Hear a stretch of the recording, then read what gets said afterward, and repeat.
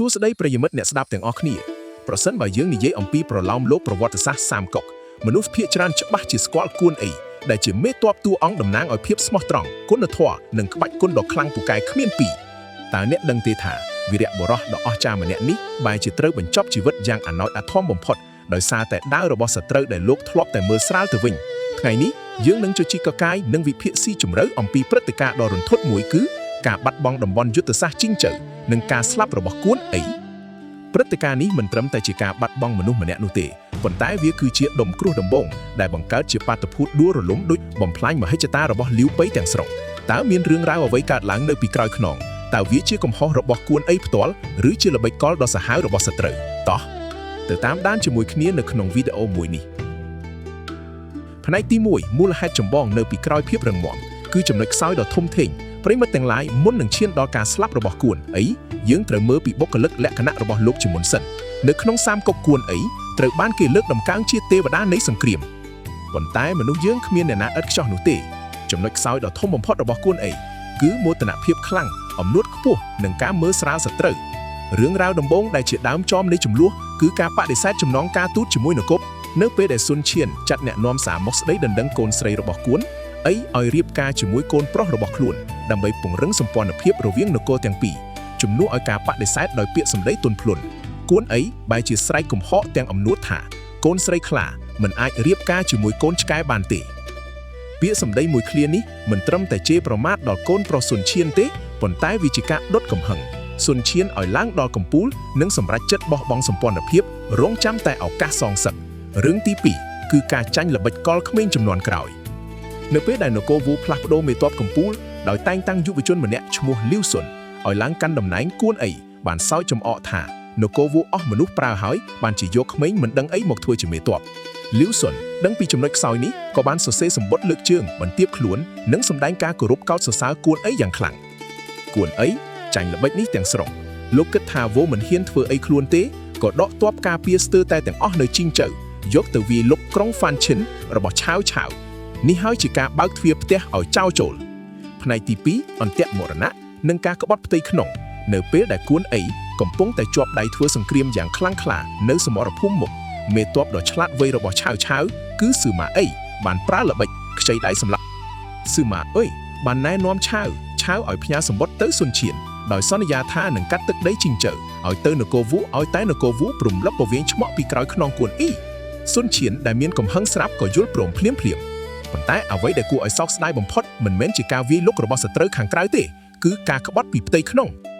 គួនអីជាមនុស្សតឹងរឹងជាមួយមេតបក្រោមអាវ៉ាត់ណាស់មេតបការពារក្រុងសំខាន់ពីរនាក់គឺមីហ្វាងនិងហ្វូសូរ៉ែនធ្លាប់ធ្វើឲ្យគួនអីខឹងសម្បានិងគំរាមថានឹងកាត់ក្បាលក្រោយចប់សង្គ្រាម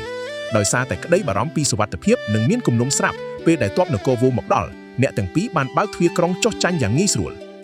ជីងជើដែលជាបន្ទាយដ៏រឹងមាំត្រូវធ្លាក់ក្នុងដៃសត្រូវដោយគ្មានការបង្ហូរឈាមមួយដំណក់សាក់ស្រមៃមើលប្រិយមិត្តអ្នកស្ដាប់គួនអីកំពុងតែច្បាំងនៅសមរភូមិមុខស្រាប់តែព័ត៌មានមកដល់ថាផ្ទះរបស់ខ្លួននៅខាងក្រោយត្រូវបានគេលួចបាត់ទៅហើយទាហានទាំងអស់ចាប់ផ្ដើមបាក់ទឹកចិត្តគួនអីត្រូវបង្ខំចិត្តដកទ័ពទាំងរបួសពេញខ្លួនលោកបានផ្ញើលិខិតសុំជំនួយជាបន្ទាន់ទៅកាន់លាវហ្វឹងដែលជាកូនធွာរបស់លាវប៉ៃនិងម៉ឹងតាដែលបោះទ័ពនៅជិតនោះប៉ុន្តែអ្នកទាំងពីរបែរជានឿយណាយមិនព្រមលើកទ័ពមកជួយដោយសារតែរឿងគំនុំចាស់ចុងបញ្ចប់គួនអីនិងកូនប្រុសគួនភីងត្រូវធ្លាក់ចូលទៅក្នុងអន្ទាក់ព័ទ្ធជុំវិញរបស់មេទ័ពនគរវូលាវម៉ុងនៅឯក្រុងតូចមួយឈ្មោះម៉ៃឈិនវីរៈបុរសកាន់ដាវនាគខៀវត្រូវគេចាប់ខ្លួនបាននិងត្រូវបានប្រហារជីវិតយ៉ាងអាណោចអាធមបន្ទាប់ពីលោកបដិសេធមិនព្រមចុះចាញ់ស៊ុនឈៀនផ្នែកទី3ផលវិបាកខ្សែសង្វាក់គ្រោះមហន្តរាយនៃនគរស៊ូការស្លាប់របស់គួនអីមិនមែនត្រឹមតែជាការបាត់បង់មេទ័ពម្នាក់នោះទេនៅក្នុងយុទ្ធសាស្ត្រយោធាវាគឺជាការចាប់ផ្ដើមនៃក្តីវិនាសរបស់នគរស៊ូហេតុអ្វីបានជាខ្ញុំនិយាយបែប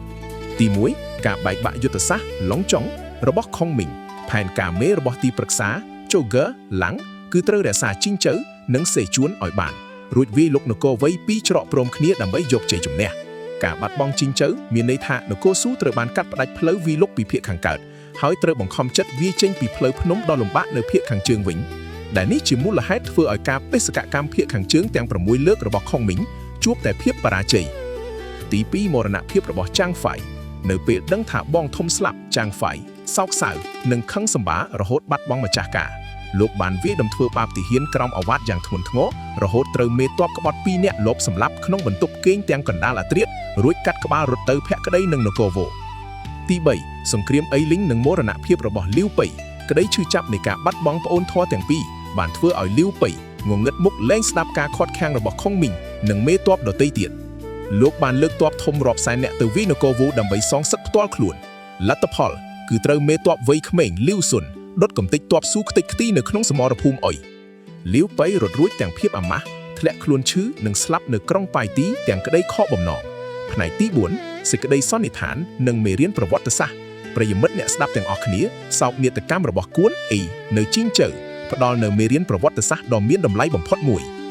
ឃ្លាដែលថេរវេលាមិនអាចលុបលាងបាននោះគឺមោទនភាពនិងភាពមានមេនៈគឺជាអាវុធដ៏សាហាវបំផុតដែលអាចសម្លាប់ខ្លួនឯងបានមុនពេលអាវុធរបស់សត្រូវមកដល់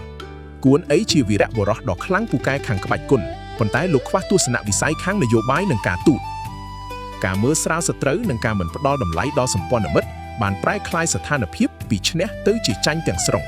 ការបាត់បង់ជីងជើនិងការស្លាប់របស់គួនអីគឺជារបត់ប្រវត្តិសាស្ត្រដែលធ្វើឲ្យជោគជ័យនៃការបង្រួបបង្រួមផែនដីរបស់នគរស៊ូត្រូវរលាយដោយអំបិលត្រូវទឹកចុះប្រិយមិត្តអ្នកស្ដាប់ទាំងអស់គ្នាវិញយល់យ៉ាងណាដែរចំពោះព្រឹត្តិការណ៍នេះតើអ្នកគិតថាបើគួនអីព្រមយល់ព្រមចងការទូតជាមួយស៊ុនឈៀនតើនគរទាំង3នឹងមានវាសនាបែបណាសូមបញ្ចេញមតិឬ comment នៅខាងក្រោមនេះកុំភ្លេចចុច like share និង subscribe កម្មវិធី podcast របស់យើងផងសម្រាប់ថ្ងៃនេះខ្ញុំបាទយុសុភាពសូមជម្រាបលានិងជួបគ្នានៅអេពីសូតក្រោយ